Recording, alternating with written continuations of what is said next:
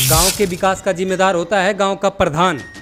तो जरा सोचो, अगर वही प्रधान विकास के नाम पर पूरा गांव ही खोखला कर दे तो ये गुनाह नहीं बल्कि बेशर्मी की हद कहलाएगी।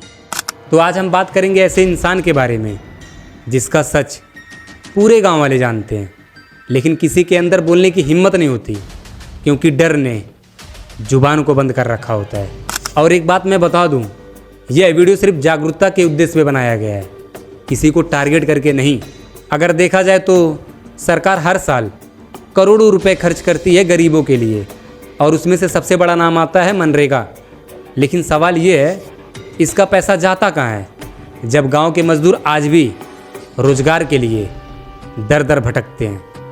तो फिर इसका सारा पैसा किसकी जेब में जाता है? अब समझ लेते हैं मनरेगा क्या है। 2 फरवरी 2006 को इसे आधिकारिक रूप से लागू किया गया था।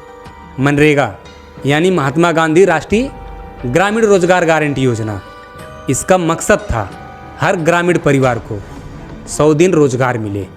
अगर मैं आसान शब्दों में बोलूं तो सरकार पैसा देती है, गांव में काम करवाया जाता है और मजदूर को मजदूरी मिलती है। लेकिन असलियत में होता क्या है?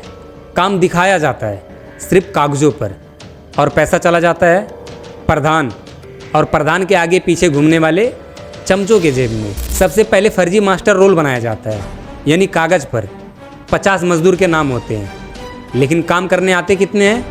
सिर्फ 10। बाकी का पैसा सीधा कट मनी। अगर मैं एग्जाम्पल बताऊं तो ऐसे आरटीआई का खुलासा हुआ था बिहार में। अगर यकीन नहीं तो ये न्यूज़ ही देख लो। बोध गया के जयप्रकाश उद्यान में सौंदर्यीकरण में बाइक, बस और ऑटो से लाई गई थी ईंटें। आरटीआई से हुआ खुलासा, मामला जिला लोक शिकायत तक पहुंचा। वन विभाग का अजूब कारनामा आया सामने। 1,70,00,000 रुपए की राशि से वन विभाग द्वारा बोध गया के जयप्रकाश उद्यान पार्क का सौंदर्यीकरण कराया जाना था। लेकिन ये जो खुलासा हुआ है उससे तो यही लगता है कि जिसे जो भी मौका मिला उसने सिर्फ लूटने का काम किया। सच्चाई ये है, गांव में विकास से ज़्यादा पोस्टर छपते हैं, योजनाओं से ज़्यादा वादे बिकते हैं और पंचायत से ज़्यादा शराब बंटती है, वो भी चुनाव से पहले। अगर मजदूर से पूछो शिकायत क्यों नहीं करते तो सीधा जवाब मिलता है, अगर ज़्यादा बोलेंगे तो अगली बार काम पर ही नहीं बुलाएंगे। पूरा सिस्टम चुप कराने का तरीका जानता है। गरीब डरता है और यही डर भ्रष्टाचार की सबसे बड़ी ताकत बन गई है। और जो लोग आवाज़ उठाते हैं उन्हें सीधा कहते हैं, तेरे बच्चे को नौकरी नहीं मिलेगी, झूठे केस में फंसा देंगे या फिर गांव से ही निकाल देंगे। यानी गांव में रहकर प्रधान के खिलाफ बोलना खुद की जान जोखिम में डालने जैसा है। और आरटीआई हक तो है, लेकिन गांव में हक मांगना गुनाह जैसा बना दिया गया है। अब समझ लेते हैं आरटीआई क्या है। आरटीआई का सीधा मतलब होता है राइट टू इन्फॉर्मेशन।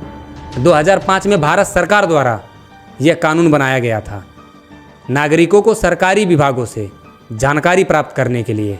यह कानून 12 अक्टूबर 2005 से पूरे भारत में लागू हुआ। आरटीआई डालकर पूछो पिछले साल किस योजना में कितना पैसा आया, किसको आवास मिला, शौचालय की फाइल में क्या लिखा है, या तो जवाब नहीं आएगा या फिर उल्टा आपसे जवाब पूछा जाएगा। और मनरेगा में कई बार तो ऐसा भी हुआ है, जो लोग इस दुनिया में है ही नहीं उनके नाम से भी पैसा निकाला जाता है। मतलब इतनी मिली भगत है सरकार से कि अब सरकार भी अंधी बन चुकी है। लेकिन हर प्रधान चोर नहीं होता। कुछ लोग सच में गांव बदलना चाहते हैं, लेकिन उन्हें सपोर्ट चाहिए, आपका, मेरा और पूरे गांव का। अब समय आ गया है, डर को छोड़ो और सवाल पूछो। भय नहीं, बदलाव जरूरी है।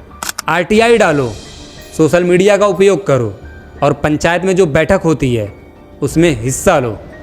गांव को अपना घर समझो और उसकी रक्षा करो, क्योंकि जब जनता जागेगी तब पंचायत सुधरेगी। अगर आपके गांव में भी कुछ ऐसा होता है तो नीचे कमेंट में ज़रूर लिखो, शेयर करो, ताकि ये सच वहाँ तक भी पहुँच सके जहाँ तक कभी आवाज़ नहीं पहुँची। और चैनल पर पहली बार आए हो तो चैनल को सब्सक्राइब करके बेल आइकन को प्रेस कर दो, ताकि मेरी हर एक वीडियो आप तक पहुँच सके। जय हिंद, वंदे मातरम।